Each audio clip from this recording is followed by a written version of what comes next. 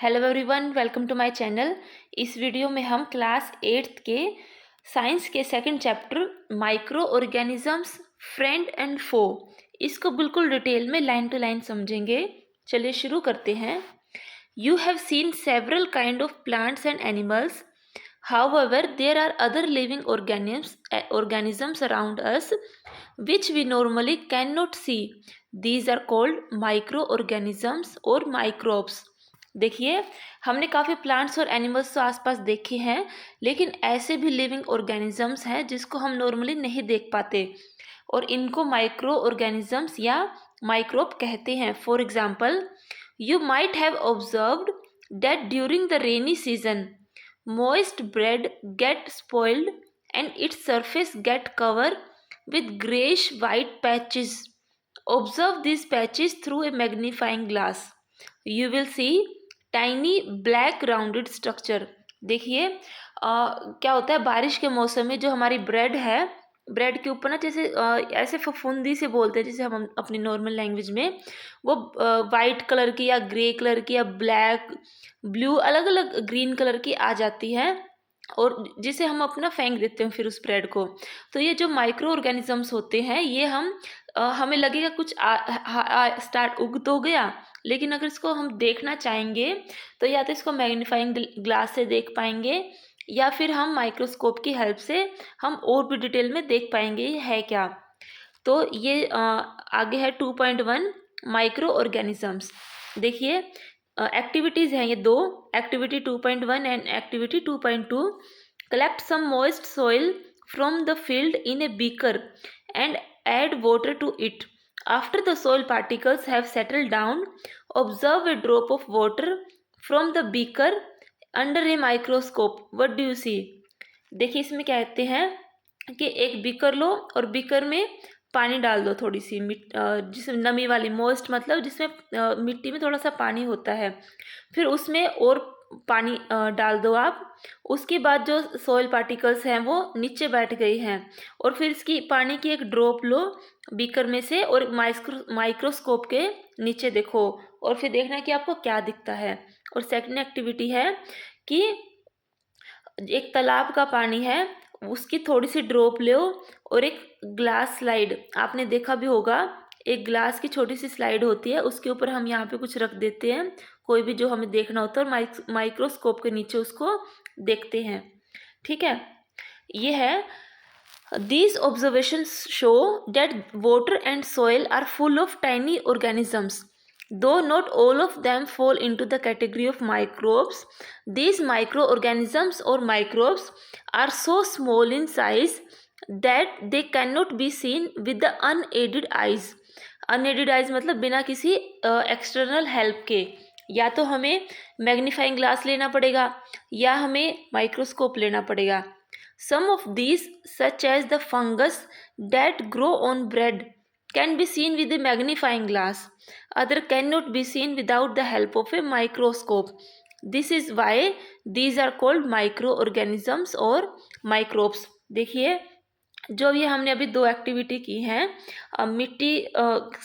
मिट्टी ली है और तालाब का पानी लिया है, तो इन दोनों को ही जब हम माइक्रोस्कोप के नीचे देखेंगे, इनके एक दो ड्रॉप इस पानी की, तो हमें छोटे छोटे से काफ़ी माइक्रो ऑर्गेनिजम्स दिखाई देंगे। ठीक है, जो ब्रेड वाली जो हमें जो फंगस थी वो तो हमें मैग्नीफाइंग ग्लास से वैसे भी दिख जाएगी और नेकेड आई से भी हमें दिख जाता है कि हाँ कुछ इसमें उगा हुआ है, लेकिन एग्जैक्ट डिटेल में हमें मैग्नीफाइंग ग्लास के द्वारा ही दिखेगा। जब मैग्नीफाइंग ग्लास, ये बड़ा सा एक यहाँ पे ग्लास लगा होता है। ठीक है, आगे है micro organisms are classified into 4 major groups. This group are bacteria, fungi, protozoa and algae.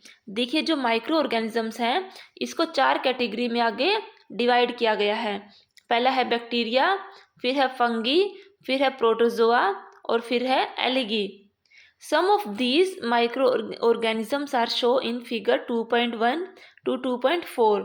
देखिए 2.1 में है बैक्टीरिया, ये थे बैक्टीरिया। ठीक है, 2.2 में है सेकंड कैटेगरी एल्गी की, स्पाइरोगारिया, और ये, और फिर है 2.3 में प्रोटोजोआ। अमीबा और paramecium. Figure 2.4 fungi, bread mould, penicillium, aspergillus. चलते हैं वापस। Viruses are also microscopic but are different from other microorganisms. They, however, reproduce only inside the cell of the host organism, which may be a bacterium, plant, or animal. Some of viruses are shown in figure 2.5. Common ailments like cold, influenza, flu, and most cough are caused by viruses. Serious diseases like polio and chickenpox are also caused by viruses. देखिए जो virus हैं वो भी microscopic होते हैं, लेकिन ये micro organism से डिफरेंट होते हैं। क्यों? क्योंकि ये जो रिप्रोडक्शन इनका होता है वो जिसमें वो जो होस्ट है, मान लो अगर किसी के गले में है, ठीक है, तो ये वहीं पे उगते रहेंगे ये वायरसेस।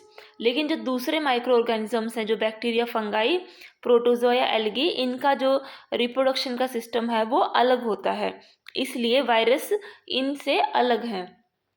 जो कॉमन कोल्ड हो गया, हमारा जुकाम हो गया, फ्लू हो गया, फ्लू फीवर हो गया, या खांसी हो गई, ये सब वायरसेस से होती हैं। और जो दूसरी सीरियस डिसीजेज हैं लाइक पोलियो, चिकन पॉक्स, ये सब भी वायरस से होती हैं। आगे है कि diseases like dysentery, malaria are caused by protozoa, whereas typhoid, tuberculosis are bacterial diseases. देखिए आपके क्वेश्चंस में ये आएंगे कि वायरस से कौन सी डिसीज होती हैं, प्रोटोजोआ से कौन सी हैं, और बैक्टीरिया से कौन सी डिसीजेज हैं, ठीक है। और यहाँ से माइक्रो ऑर्गेनिजम्स क्या होते हैं, उसके क्या टाइप्स हैं, इस पेज में हमें यही इम्पोर्टेंट था। आगे है वायरस की हम फोटो देख लेते हैं। ये है वायरस। आगे है where do micro organisms live. ये जो माइक्रो ऑर्गेनिजम्स है जो हमने देखे 4 टाइप के, ये कहाँ पे रहते हैं, ठीक है। देखिए माइक्रो ऑर्गेनिजम्स में भी single cell like bacteria, some algae and protozoa, और multi cellular such as many algae और fungi. They live in all type of environment ranging from ice cold climate to hot springs and desert to marshy lands. They are also found inside the bodies of animals including humans. Such microorganisms grow on the other organisms while other exist freely. देखिए जो micro organisms हैं ये कहीं पे भी हो सकते हैं, या तो ये सिंगल सेल के होंगे कि ये पूरी बॉडी इनकी एक ही सेल की बनी होगी, एक ही टाइप के होंगे, ठीक है, और या फिर ये मल्टी सेलुलर होंगे, इसमें एल्गी या फंगाई दोनों आ सकते हैं। ये किसी भी टाइप के एनवायरनमेंट में रह सकते हैं कि वो बिल्कुल आइस की तरह ठंडा भी हो सकता है या हॉट स्प्रिंग की तरह काफ़ी गर्म भी है। डेजर्ट में भी हो सकते हैं, मार्शी दलदली एरिया में भी हो सकते हैं, इवन ये हर एनिमल की बॉडी में भी हो सकते हैं, ह्यूमंस को इंक्लूड करके ये हमारी बॉडी में भी होते हैं। कुछ जो माइक्रो ऑर्गेनिजम्स हैं वो दूसरे ऑर्गेनिजम्स के ऊपर ग्रो करते हैं और कुछ हैं वो फ्री होते हैं, ठीक है। Micro organisms and us. Micro organisms play an important role in our life. Some of them are beneficial in many ways whereas some others are harmful and cause diseases. Let us study about them in detail. देखिए कुछ micro organisms हैं वो एक important role play करते हैं हमारी life में। कुछ हमारे लिए बेनिफिशियल हैं लेकिन कुछ हमारे लिए हार्मफुल हैं और वो हमें बीमारियों से वो बीमारी हमें दे देते हैं, ठीक है। आगे है friendly micro organisms. Micro organisms are used for various purposes. They are used in preparation of curd, bread and cake. देखिए जो कुछ माइक्रो ऑर्गेनिजम्स जो हमारे फ्रेंडली हैं वो हमें ब्रेड को, दही को और केक को बनाने में हेल्प करते हैं. They are also used in cleaning up of the environment. For example the organic waste, vegetable peel, remain of animals, feces, etc. are broken down by harmless and usable substances by bacteria. ठीक है। देखिए हमने इससे पिछले वाले chapter में पढ़ा था कि जो सॉइल की जो फर्टिलिटी को बढ़ाने के लिए जो हमें मैन्योर वगैरह बनाना पड़ता है, तो उसमें जो माइक्रो ऑर्गेनिजम्स हैं वो काफ़ी हेल्प करते हैं। वो इन ऑर्गेनिक वेस्ट को, वेजिटेबल पील्स को, जो एनिमल्स के जो मर गए हैं उन एनिमल्स या वैसे भी जो उनके रिमेन्स हैं, उन सबको छोटे छोटे टुकड़ों में तोड़ देते हैं, न्यूट्रिएंट्स में उनको कन्वर्ट कर देते हैं। ठीक है, ये हमारे फ्रेंडली माइक्रो ऑर्गेनिजम्स हैं। आगे है making of curd and bread, bread और कर्ड का बनाना। ठीक है, ये चलते हैं कि you have learned in class 7th that milk is turned into curd by bacteria. देखिए हमने पढ़ा था कि जो दूध है, दूध को दही में बनाने के लिए बैक्टीरिया की हेल्प होती है। देखिए हम क्या कहते हैं, आप अपने आज अपने आप मम्मी को ऑब्जर्व करना कि जब वो दही बनाएं तो वो दूध में थोड़ी सी वो दही डाल देते हैं ताकि अगले दिन के लिए वो दही को जमा दें। देखिए असल में होता क्या है, the curd contains several micro organisms of this the bacterium lactobacillus. ये इम्पोर्टेंट है, जो लैक्टोबैसिलस जो नाम का जो बैक्टीरिया है ये प्रमोट करता है कर्ड को बनाने में। It multiplies in the milk and convert into curd. देखिए ये जो लैक्टिबैसिलस नाम का जो बैक्टीरिया है ये दूध में डालने से मल्टीप्लाई हो जाता है और उसको कर्ड में कन्वर्ट कर देता है। Bacteria are also involve in the making of cheese. जो हम चीज़ स्लाइस खाते हैं ना, चीज़, उसमें भी बैक्टीरिया इन्वॉल्व होता है। pickles and many other food items. An important ingredient of rava, suji, idli and bhatura is curd.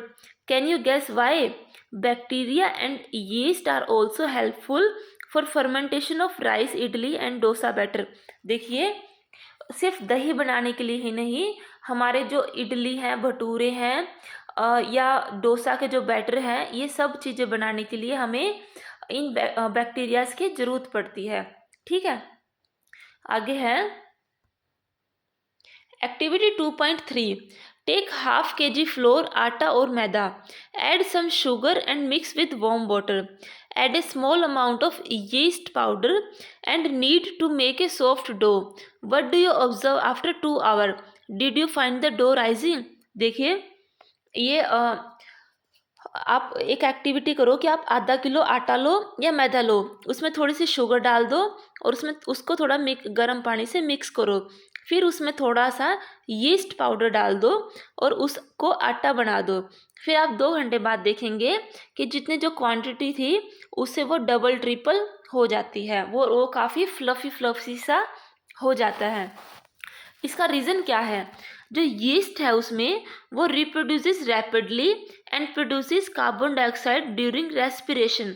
देखिए जो ये इसमें जो यीस्ट का जो पाउडर डाला था उससे वो शुगर के साथ मिक्स करने के बाद वो और भी उसका रिप्रोडक्शन था वो और भी तेज़ हो गया और वो उसके बाद कार्बन डाइऑक्साइड जब रिलीज़ करता है सांस लेते हुए तो जो गैस के बबल्स हैं वो उस आटे में भर जाते हैं। Bubbles of the gas fill the dough and increase its volume. उसका वॉल्यूम उससे बढ़ जाता है। This is the basis of use of yeast in baking industry for making bread, pastry and cake. देखिए जो ब्रेड, पेस्ट्री और जो cake को बनाने में यीस्ट का यूज़ होता है ताकि वो फ्लफ़ी बन जाए और सॉफ्ट बन जाए। आगे है commercial use of micro organisms. Micro organisms are used for the large scale production of alcohol, wine and acetic acid, vinegar. देखिए विनेगर हम काफ़ी चीज़ों में सुनते हैं कि हमारे खाने में भी डलता है, सैलेड वगैरह में डलता है, चाइनीज़ जो भी आइटम्स बनते हैं उसमें विनेगर डलता ही है। तो ये जो माइक्रो ऑर्गेनिजम्स हैं अगर ये लार्ज स्केल पे देखें तो ये अल्कोहल की प्रोडक्शन में, वाइन की प्रोडक्शन में और एसिटिक एसिड जिसे विनेगर भी बोलते हैं उसकी प्रोडक्शन में काफ़ी यूज़फुल होता है।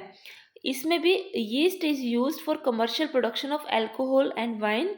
For this purpose yeast is grown on natural sugar present in grains like barley, wheat, rice, crushed, fruit juices etcetera. ठीक है, एक्टिविटी 2.4 है कि take a 500 ml beaker filled up to 3/4 with water. Dissolve 2 to 3 teaspoon of sugar in it. Add half a spoon of yeast powder to the sugar solution.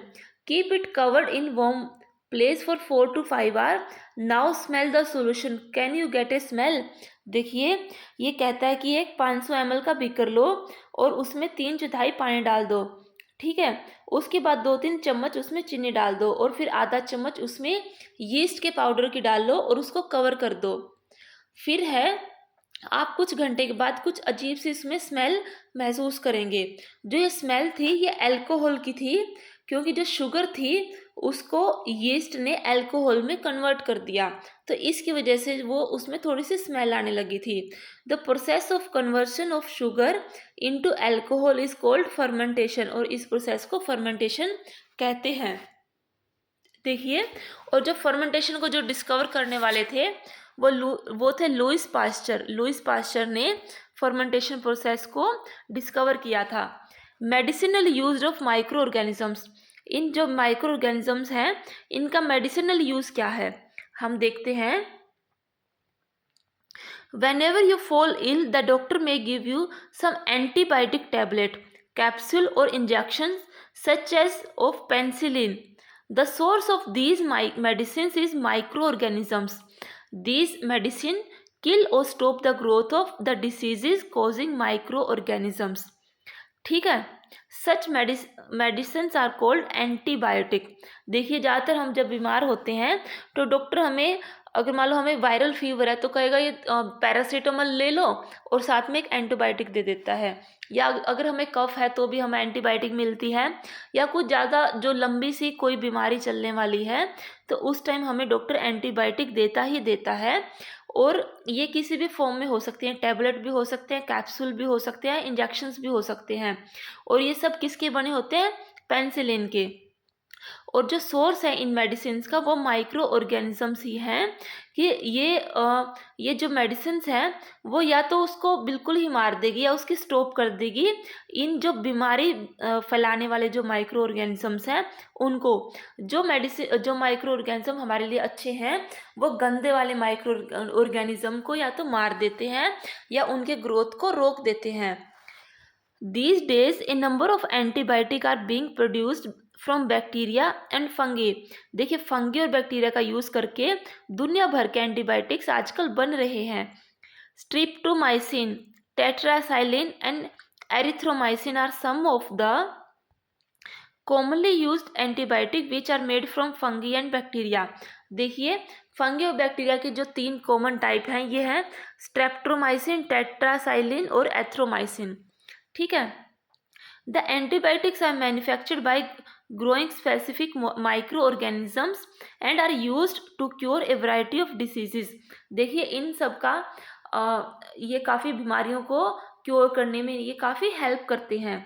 Antibiotic are even mix with the feed of livestock and poultry to check microbial infection in animals. They are also used to control many plant diseases. देखिए जो antibiotic हैं ये animals की जो खाने की जो जगह है उनके जो खाने में और जो पोल्ट्री है वहाँ पे भी इनका यूज़ किया जाता है, कहीं उनको इन्फेक्शन तो नहीं हो गया हो। और इनका यूज़ जो प्लांट्स हैं उनकी जो डिसीजेज हैं उसको भी कंट्रोल करने के लिए किया जाता है। ये इम्पोर्टेंट है कि जो एंटीबायोटिक है वो किसी डॉक्टर की प्रेस्क्रिप्शन पे ही एडवाइस की जाती है लेना, क्योंकि ये अगर गलत डोज ले ली तो ये आपको नुकसान भी कर सकती है और उसकी वजह से जो हमारी बॉडी में जो बेनिफिशियल बैक्टीरिया हैं वो उसको किल कर सकती है। आगे है vaccine. Why are children infant given vaccination. देखिए आपने देखा होगा कि जब आप बचपन में छोटे थे आपको वैक्सीन लगाई होगी या आपके हाथ पे भी एक निशान होता है एक वैक्सीन का। When a disease carrying microbe enter our body, the body produces antibiotic to fight the invader. The body also remember how to fight the microbe if it enter again. देखिए नॉर्मली क्या होता है, जैसे अगर हमारे देश में कोई दुश्मन अटैक करते हैं तो हम पहले से ही तैयार हैं कि अगर वो अटैक करेंगे तो हमें कैसे बिहेव करना है। ऐसे ही हमारी बॉडी में जब गंदे माइक्रोब्स एंटर कर लेते हैं तो हमारी बॉडी को भी वो कैसे रिएक्ट करेगी, उसके लिए एक छोटी सी जैसे प्रैक्टिस करवाई जाती है। तो ये होता है वैक्सीनेशन। ये वैक्सीनेशन के द्वारा जो जो हमारी बॉडी एंटीबायोटिक बना देती है, क्योंकि जो एक्सटर्नल जो गंदे वाले बैक्टीरिया थे उनसे फाइट करने के लिए। If dead or weakened microbe are introduced into a healthy body, the body fight and kill the invading bacteria by producing suitable antibiotic। देखिए इसमें प्रोसेस में होता है क्या है, जो वैक्सीन होती हैं उसमें डेड या वीकन माइक्रोब्स को बॉडी में इंजेक्ट कर दिया जाता है। उसके बाद बॉडी फाइट करती है और ये जो बैक्टीरियाज आए हैं बाहर से उनको किल कर देती है। कैसे? एंटीबायोटिक बना के, एंटीबॉडीज बना के। The antibodies remain in the body and we are protected from the disease causing microbe forever. This is how a vaccine work. Several diseases including cholera, tuberculosis, smallpox and hepatitis can be prevented by vaccination. देखिए ये जो vaccination है ये काफ़ी ज़रूरी भी होती हैं और ये इसलिए लगवाई जाती हैं ताकि फ्यूचर में अगर कोई माइक्रोब हमारे ऊपर अटैक करता है बॉडी पे तो हमारी बॉडी में इतनी एंटीबॉडीज़ होती हैं कि वो उसे फाइट कर ले। ठीक, और ये हमें हमेशा के लिए ही प्रोटेक्ट करती है। जो स्मॉल पॉक्स की जो वैक्सीन थी वो एडवर्ड जेनर ने डिस्कवर करी थी 1798 में। आगे है, it is essential to protect all children against these diseases. Necessary vaccine are available in the nearby hospital. You might have seen the advertisement on TV and newspaper regarding protection of children against polio under the pulse polio program। Polio drops given to the children are actually a vaccine. देखिए ज़्यादातर हमने TV पे add भी देखी होगी कि 2 बूंद polio की ज़िंदगी बचाए, इस टाइप के कुछ ना कुछ चलते रहते हैं, या न्यूज़पेपर में भी देखा होगा। तो ये जो ये पोलियो की जो ड्रॉप्स हैं वो एक वैक्सीन ही होती है ताकि वो बच्चों को फ्यूचर में पोलियो की बीमारी से बचाएं। A worldwide campaign against smallpox has finally led to its eradication from most part of the world। देखिए ऐसे ही एक कैंपेन चलाया गया था स्मॉल पॉक्स के अगेंस्ट। ये स्मॉल पॉक्स में क्या होता है कि दाने दाने और खारिश होने लगती है पूरी बॉडी के ऊपर, और ये जो बीमारी थी ये लगभग वर्ल्ड के काफ़ी पार्ट से अब ख़त्म हो चुकी है। These days, vaccine are made on a large scale from microorganisms to protect human and other animal from several diseases। देखिए अब आपको समझ आ गया होगा कि जो वैक्सीन है वो क्यों ज़रूरी है। वैक्सीन इसलिए ज़रूरी है ताकि हमें फ्यूचर में आने वाली बीमारियों से बचाए और हमारी बॉडी एंटीबॉडीज़ बना दे। आगे है, increasing soil fertility. Some bacteria are able to fix nitrogen with atmosphere to enrich soil with nitrogen and increase its fertility। These microbes are commonly called biological nitrogen fixers। देखिए nitrogen fixing cyanobacteria blue green algae, figure 2.7। कि देखिए जो कई bacterias होते हैं, हमने previous classes में भी पढ़ा है कि वो एटमॉस्फेरिक नाइट्रोजन को फिक्स कर देते हैं, और जो माइक्रोब्स होते हैं उसको बायोलॉजिकल नाइट्रोजन फिक्सर्स भी बोला जाता है। ठीक है, ये हमारी जो सोइल है उसके न्यूट्रिएंट्स को बढ़ा देता है। आगे है, cleaning the environment. Boojho and Paheli had discovered the school gardener making manure. Along with their friends, they collected waste of plant, vegetable and fruit from nearby houses and gardens. They put them in a pit meant for waste disposal. After some time, it decomposed and got converted to manure। Bujo and Paheli wanted to know how this had happened। देखिए इसे पहले वाले chapter में भी हमने देखा था और इसमें हम फिर देखते हैं कि जो एनिमल का वेस्ट है, प्लांट्स का वेस्ट है, वेजिटेबल का, फ्रूट्स का, अगर उन्हें हम एक जगह एक गड्ढे में इकट्ठा करेंगे तो धीरे धीरे कुछ टाइम के बाद वो मैन्योर खाद में बन जाता है। और ये सब काम माइक्रो ऑर्गेनिजम्स की हेल्प से होता है। ठीक है, देखिए एक एक्टिविटी है, activity 2.5, take 2 pots and fill each pot half with soil, mark them A and B, put plant waste in pot A and things like polythene bags, empty glass bottle and broken plastic toy in pot B, put the pots aside, observe them after 3 to 4 weeks। देखिए 2 pot लो, 2 मटके लो और दोनों में बराबर मिट्टी डाल दो। उसमें से एक में तो प्लांट का वेस्ट डाल दो, ए और बी जो मार्क करे हमने, और दूसरे वाले में पॉलिथीन बैग्स डाल दो, बोतल डाल दो, प्लास्टिक मतलब जो भी प्लास्टिक की चीज़ें थी वो डाल दो इसमें, और उसको कुछ टाइम के लिए छोड़ दो। फिर आप क्या ऑब्जर्व करेंगे कि आप देखेंगे जो प्लांट का जो वेस्ट था, पोट ए में जो वेस्ट था वो डिकम्पोज हो गया है। और ये हुआ कैसे? The plant waste has been converted into manure by the action of microbes. The nutrients released in the process can be used by plants again. देखिए जो ए था पोट, उसमें जो वेस्ट था वो मैन्योर बन चुका है और जो न्यूट्रिएंट्स हैं उसको दोबारा से प्लांट यूज कर सकता है। Did you notice that in pot B the polythene bag, empty glass bottle did not undergo any such change, the microbes could not act on them and convert them into manure. देखिए जो इस मिट्टी के जो microbes थे वो plastic का कुछ भी नहीं बिगाड़ पाए, तो वो उनको वैसे ही वैसा मिल गया। आगे है, you often see large amount of dead organic matter in the form of decaying plants and sometimes dead animals on the ground. You find that they disappear after some time. This is because the microorganisms decompose dead organic waste of plants and animal, converting them into simple substances. These substances are again used by other plants and animals. Thus, microorganisms can be used to degrade the harmful and smelly substance and thereby clean up the environment। देखिए आपने देखा होगा कई बार कहीं पे पशु मर जाता है या कहीं पे प्लांट्स हैं वो ख़राब हो रहे होते हैं, लेकिन कुछ टाइम के बाद वो डिसअपियर हो जाते हैं।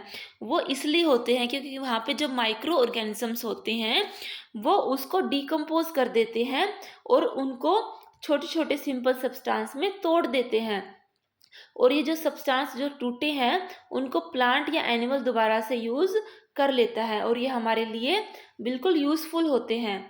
आगे है हार्मफुल माइक्रो ऑर्गेनिज्म। देखिए अब तक हमने पढ़ा कि जो माइक्रो ऑर्गेनिजम्स थे वो काफ़ी यूज़फुल थे। अब देखते हैं कि ये हमारे लिए हार्मफुल कैसे हैं।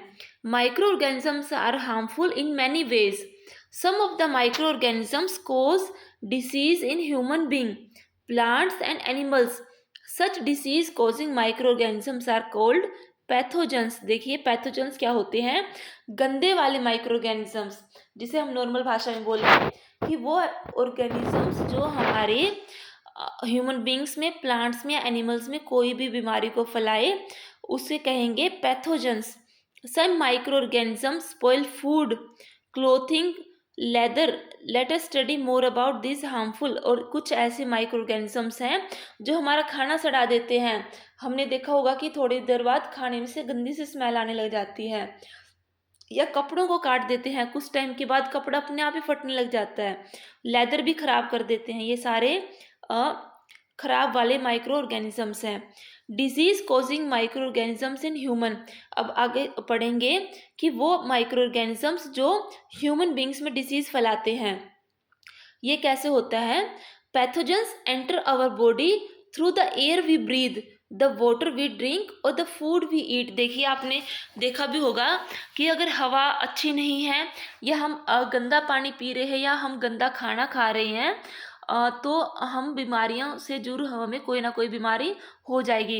इसीलिए कहते हैं कि अच्छा पानी पियो, साफ़ पानी पियो। आजकल तो बहुत से आरओ या काफ़ी सिस्टम चले हुए हैं अच्छा पानी के लिए, और जो खाना है वो इधर से जिस पे मक्खियाँ बैठ रही हैं या पे गंदे वंदे हाथों से बना रहे हैं, तो मतलब बिल्कुल साफ़ सुथरा खाना खाना चाहिए, वरना कोई ना कोई बीमारी लग जाती है। जो पैथोजेंस हैं वो हमारी बॉडी में सांस के द्वारा, पानी के द्वारा या खाने के द्वारा हमारी बॉडी में एंटर करते हैं। They can also get transmitted by direct contact with an infected person और carried by an animal. Directly भी घुस जा सकते हैं अगर कोई सामने वाला पर्सन है वो इन्फेक्टेड है किसी बीमारी से या कोई भी एनिमल। ठीक है। Microbial diseases that can spread from an infected person to a healthy person through air, water, food और physical contact are called communicable diseases. देखिए वो बीमारियां जो डायरेक्ट किसी इन्फेक्टेड पर्सन से किसी हेल्दी पर्सन में चली जाए, एयर से, वाटर से, फूड से या कंटैक्ट से, उन्हें कहते हैं कम्युनिकेबल डिसीजेस। इनके एग्जाम्पल क्या हैं? हम नॉर्मल देखेंगे, अगर किसी को जुकाम है तो हम कहेंगे उसको अरे भाई दूर हो जा, कहीं हमें ना जुकाम लग जाए। किसी को टीबी है तो भी हम दूर होंगे, अगर मान लो कोई ज़्यादा खांसी कर रहा है तो उससे भी हम परहेज करते हैं। किसी को कोलरा है, कॉमन कोल्ड है, चिकन पॉक्स है, टीबी है, ये सारी बीमारियां हैं कम्युनिकेबल डिसीजेस होती हैं और ये हमारे में भी डायरेक्ट आ सकती है अगर हम किसी इन्फेक्टेड पर्सन के सामने जाते हैं। आगे है when a person suffering from common cold sneezes fine drop of moisture carrying thousands of viruses are spread in the air. The virus may enter the body of a healthy person while breathing and cause infection. देखिए अगर मान लो कोई आदमी है, जैसे ये है, अगर ये छींक मारेगा तो ये जैसे इसने छींका तो इसमें छोटे छोटे से ड्रॉप्स हैं, एक ड्रॉप में भी हजारों, मान लो 1000 वायरस, फॉर एग्जाम्पल 1000 वायरस उस ड्रॉप में होंगे और अगर हम सांस लेंगे तो वो हमारे में भी आ जाएंगे और हमें भी वो बीमार कर सकते हैं। ठीक है, एक छोटी सी ड्रॉप में भी हजारों वायरस मिल सकते हैं। आगे है these are some insects and animals which act as carrier of diseases causing microbes. Housefly is one such carrier. The flies sit on the garbage and animal excreta.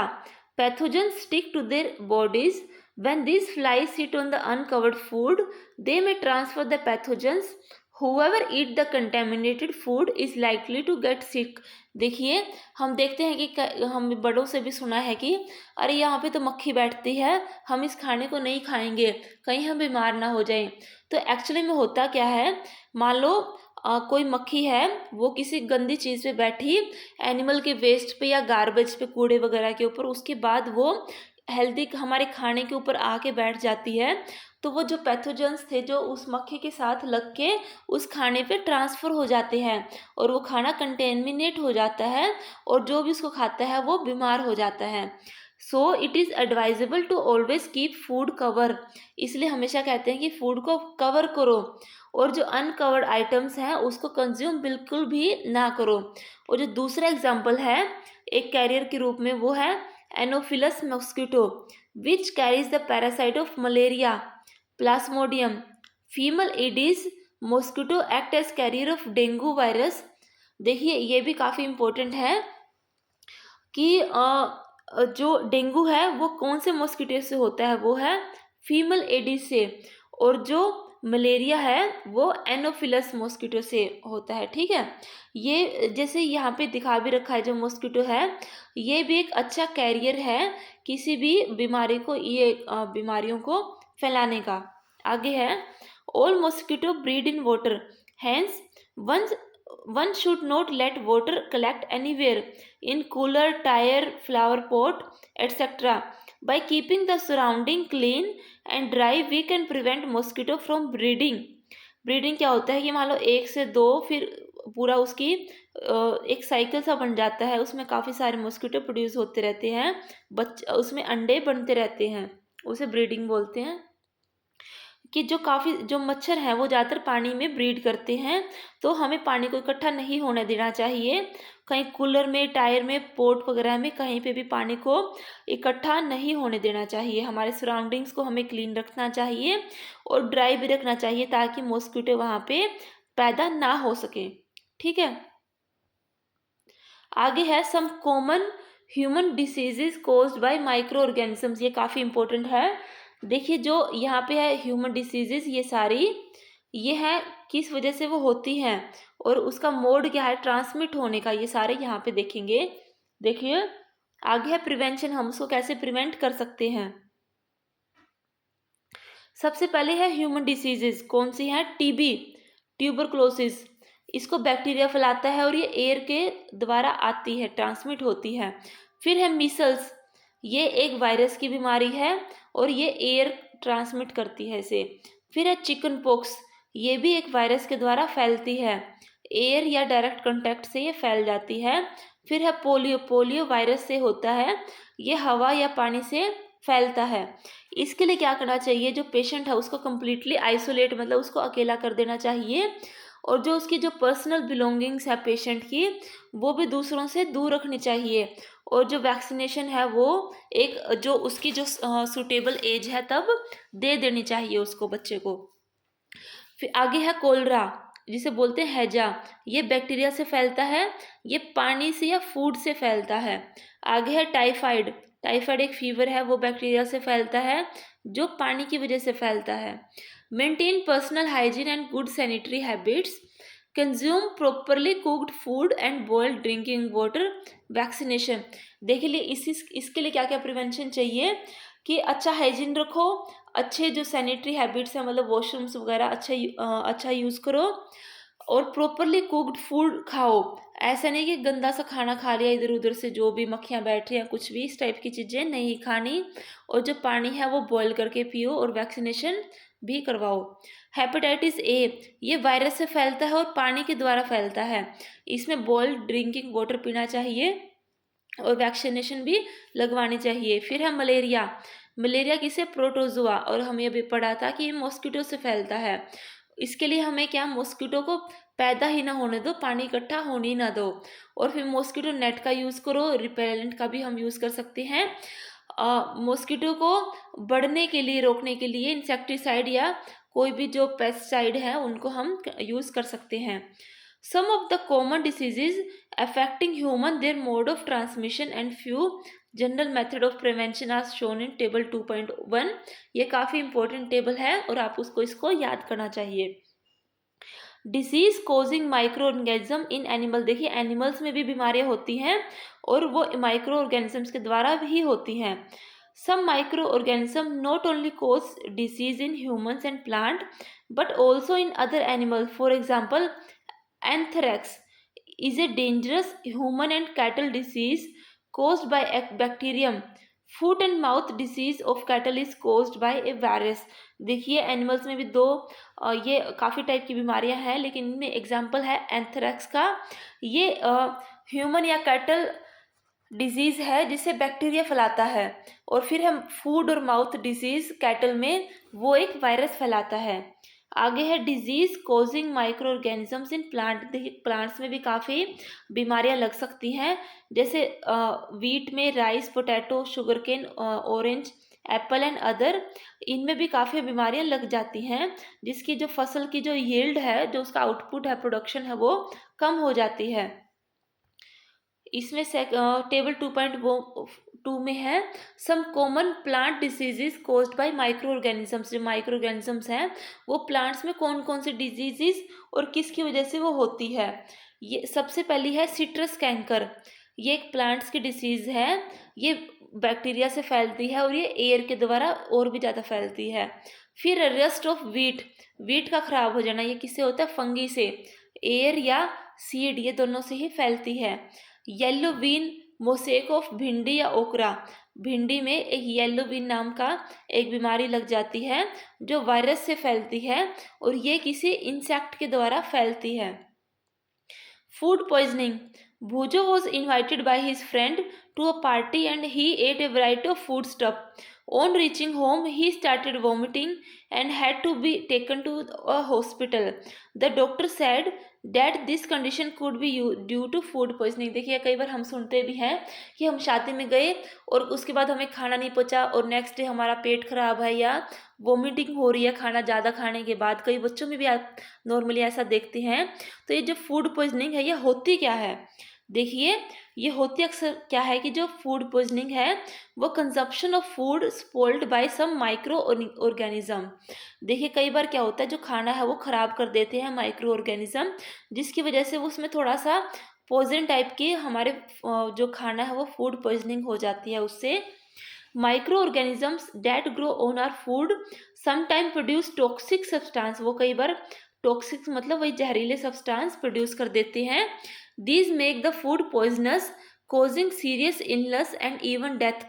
इससे या तो काफ़ी सीवियर बीमारी हो सकती है, कई बार डेथ भी हो जाती है।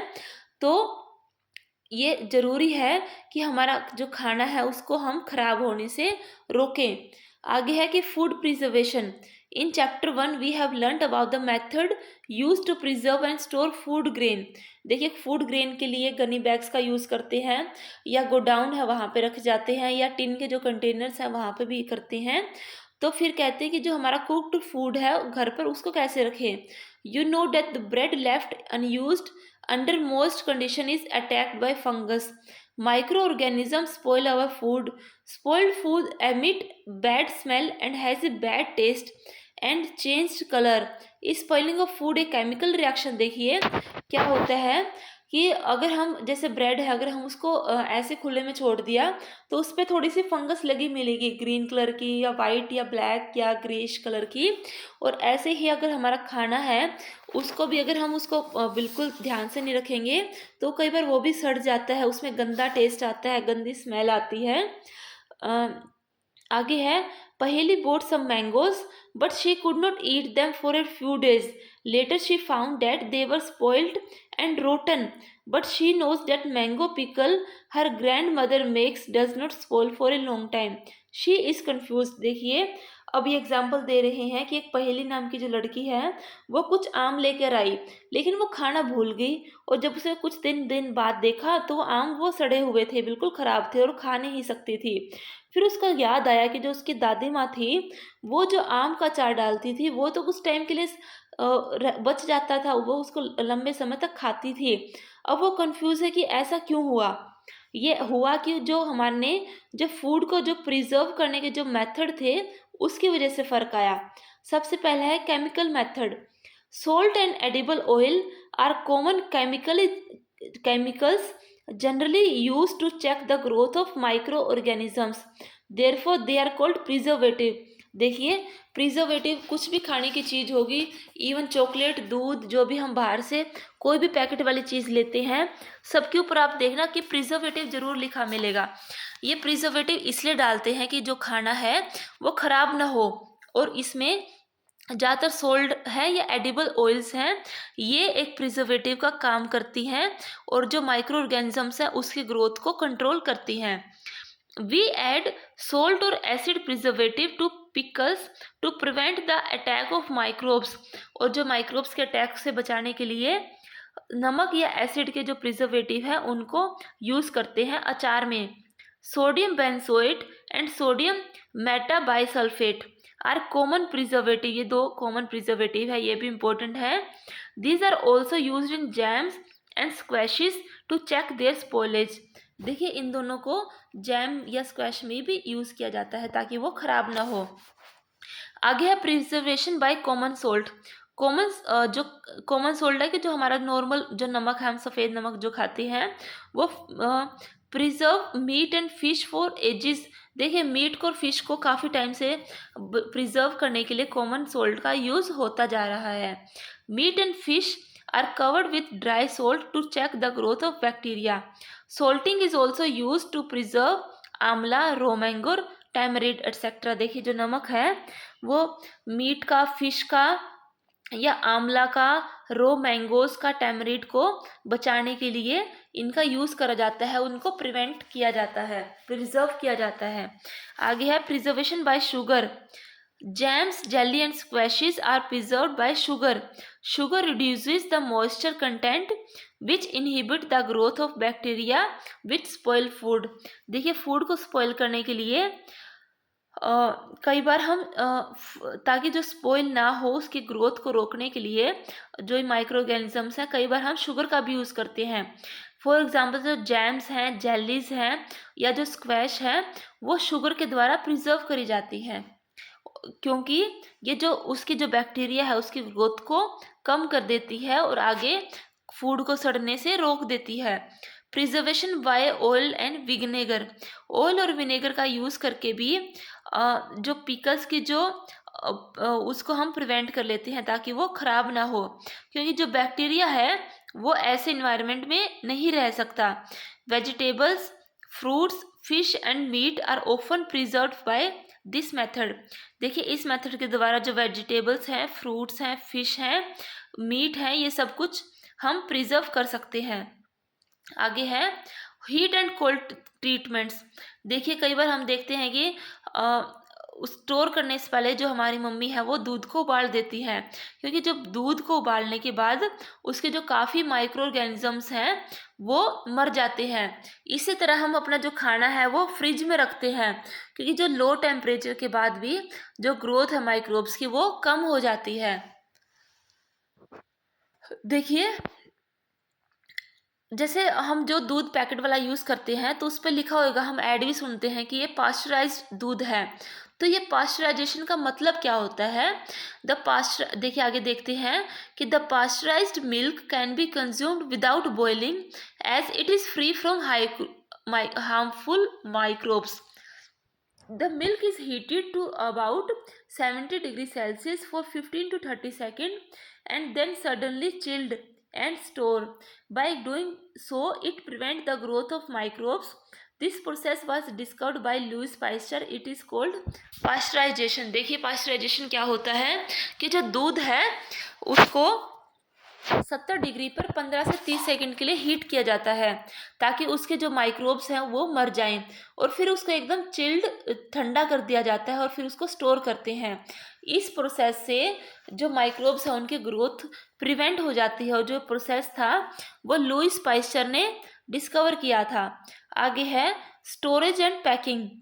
These days, dry fruit and even vegetable are sold in sealed airtight packet to prevent the attack of microbe।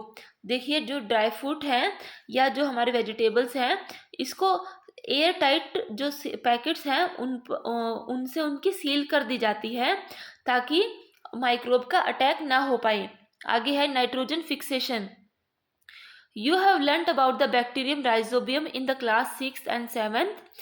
It is involved in the fixation of nitrogen in leguminous plant pulses.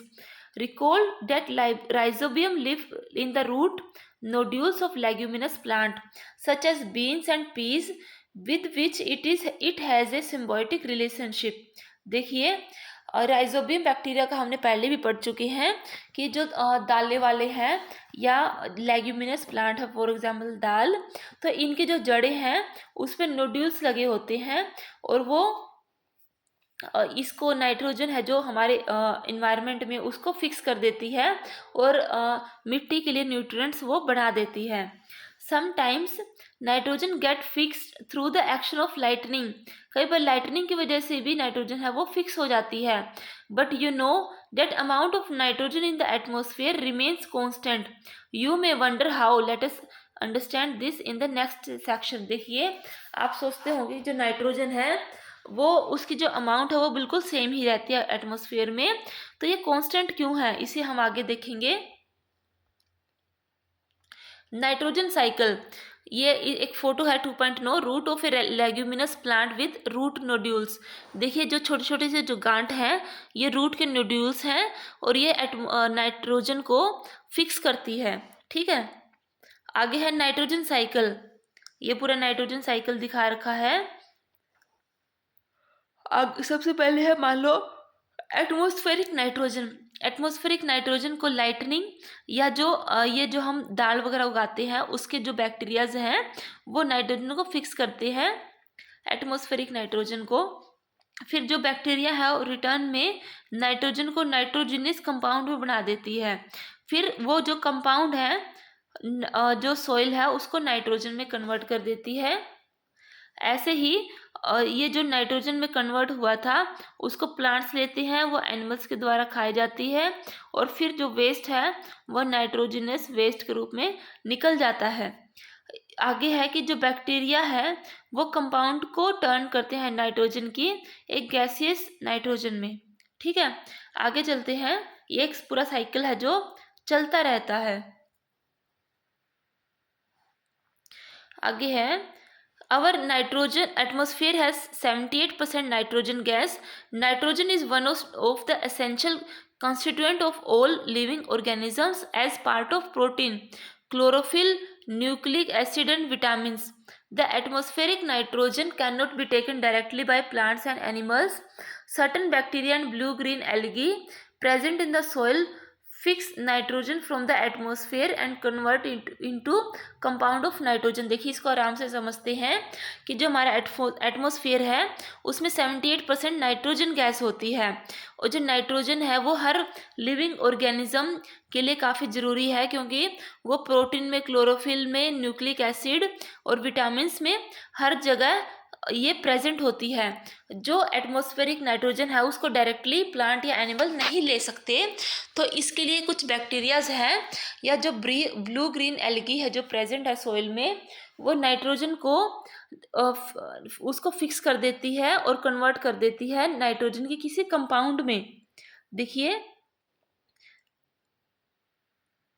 यहाँ पे भी ये जो दिखा रखा था कि bacteria convert कर देता है नाइट्रोजन को नाइट्रोजिनस कंपाउंड में।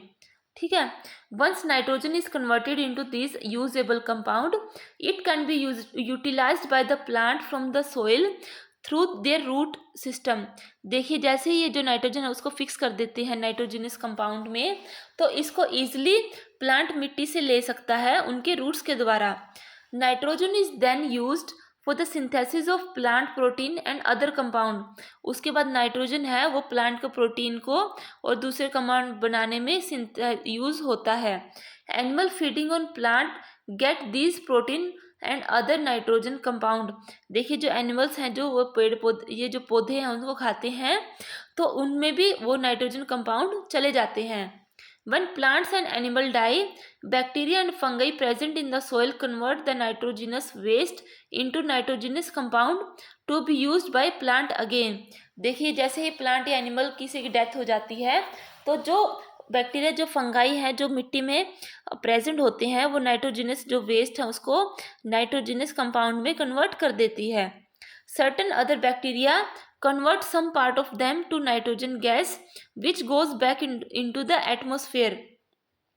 और कुछ बैक्टीरिया ऐसे हैं कि उसका जो कुछ पार्ट है जो वो कन्वर्ट करती है उसको नाइट्रोजन गैस में ही कन्वर्ट कर देते हैं और वो वापस एटमॉस्फेयर में चली जाती है, और इसकी वजह से जो परसेंटेज है नाइट्रोजन का वो सेम ही रहता है या कांस्टेंट रहता है।